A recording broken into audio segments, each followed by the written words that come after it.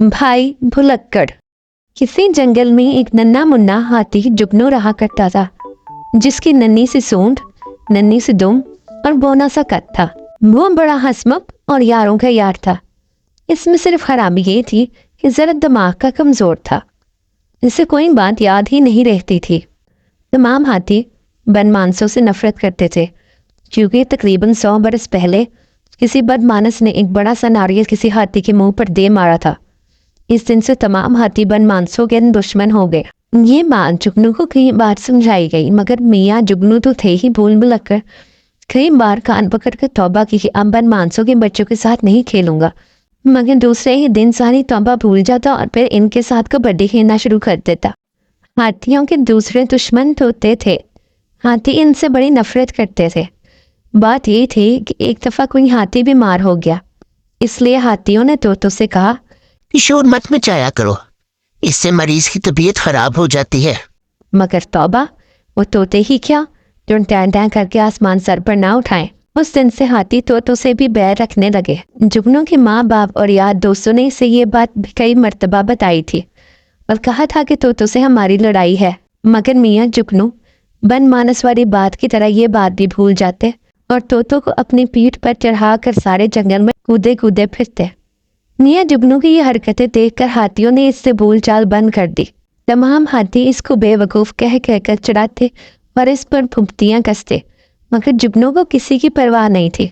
वो इतना सीधा साधा और नेक दिल था कि वो इनके मजाक का बिल्कुल बुरा ना मानता था। और फिर इसका हाफजा भी तो कमज़ोर था।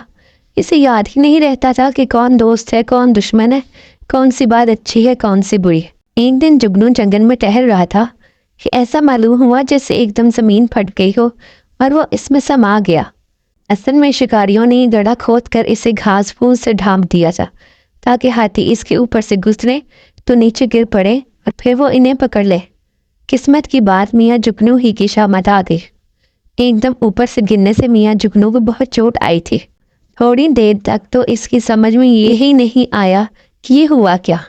आखिर जब इसने आंखें मली और इधर उधर देखा तो फिर इसे मालूम हुआ कि वो एक गहरे गड्ढे में गिरा पड़ा है। अब तो इसकी जान निकल गई। बेचारे ने हर तरफ से मायूस होकर जोर से चिंगारना शुरू कर दिया, अब्बा अब्बा, अम्मा अम्मा। दौड़ो दौड़ो। जुगनू की चीखें सुनकर जंगल के तमाम हाथी दौड़ पड़े और घड़े के पास खड़े होकर नीचे देखने लगे। जुगनू ने चीख कर कहा, मैं हूँ जुगनू, इस गड्ढे में पड़ा हूँ, खुदा के लिए मुझे यहाँ से निकालो। इसके माँ बाप ने नीचे छुप कर इसे देखा। चंद बड़े बूढ़े हाथी भी इसके पास आ गए। सबके सब परेशान थे।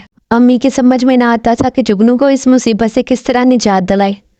इन्हें खामोश देखकर जुगनू का दिल बैठ गया और आंखों में आंसू भरकर बोला, तुम मुझे यहाँ से नहीं निकाल सकते, मेरी मदद कोई नहीं कर सकता, उफ मैं क्या करूँ। सब हाथियों ने मायूसी से सर हिलाया और आहिस्ता आहिस्ता चले गए। चलते वक्त इसकी माँ ने कहा, जुगनू घबराना मत, हम तुम्हारे लिए खाना लेकर आते हैं। मगर जुगनू को खाने की जरूरत ना थी। वो इस खड़े से निकलना चाहता था। हाथी चले गए तो इसने गहरी सांस ली और फूट फूट कर रोने लगा। अचानक इसे सर पर बहुत से परों की फड़फड़ाने की आवाज आई। इसने सर उठाकर देखा तो रंग बिरंगे तोते नजर आए। ये सब इसके दोस्त थे, जिन्हें वो अपनी पीठ पर चढ़ाकर जंगल की सैर कराता था। कुछ तोते गड्ढे पर आकर बोले, जुगनू घबराओ नहीं, हम अभी तुम्हें इस मुसीबत से छुटकारा दिलाते हैं। सब तोते मिलकर गड्ढे के एक किनारे पर चूंचे मारने लगे ताकि एक ढलान बनाकर जुगनू को बाहर निकाल सके।